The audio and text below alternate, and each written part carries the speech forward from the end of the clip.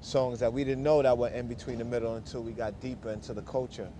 And that's how we got involved with house music.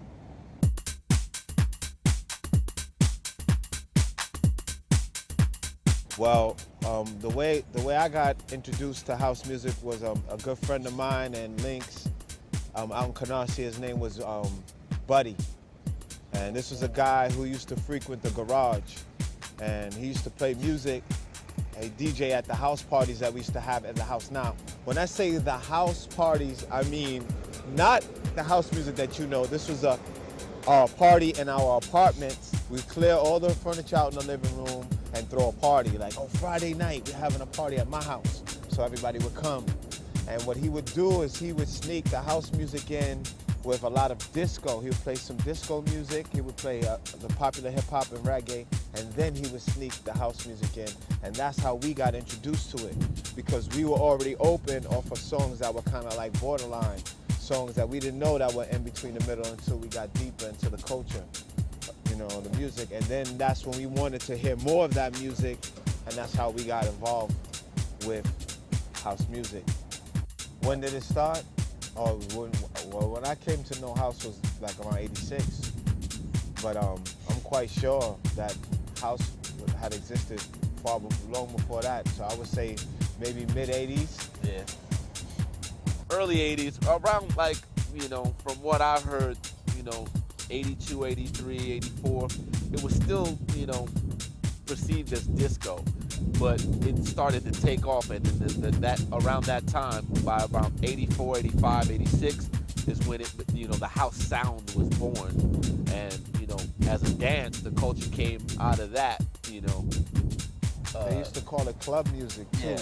Because they used to call house dancing club dancing, Yeah. because this was the dance that you did in the club, and that was the music that you heard in the club. So they called it club music. It wasn't music. R&B and it wasn't hip hop.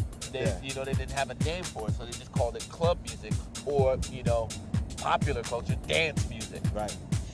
Now the term house is from Chicago, and it was named after a club called a Warehouse, and it's where the sound is, you know, was formed, or I guess, and with what was it, Larry Levan, and most of the popular DJs at the time played at this club, and they dubbed the music that they played, because it wasn't disco anymore, but it wasn't, you know, and it wasn't hip hop, it wasn't, you know, just R&B, so they dubbed it house after this popular place that because this is where that music became, you know, they would make tapes of the music at this place, and people would buy the tapes, and they would, you know, where you get this tape from? Oh, it's from the warehouse. This is, you know, warehouse music and house music, and that's what they called it.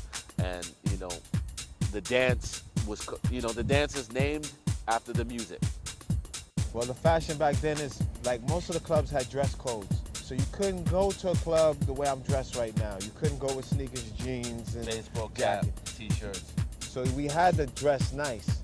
So you had to have like a nice shirt, a decent pair of pants on, slacks preferably, and, you know, people started wearing ties, and then like Stretch was saying the other day, we used to wear jabot pants, a nice pair of shoes, Zodiacs or Doc Martens.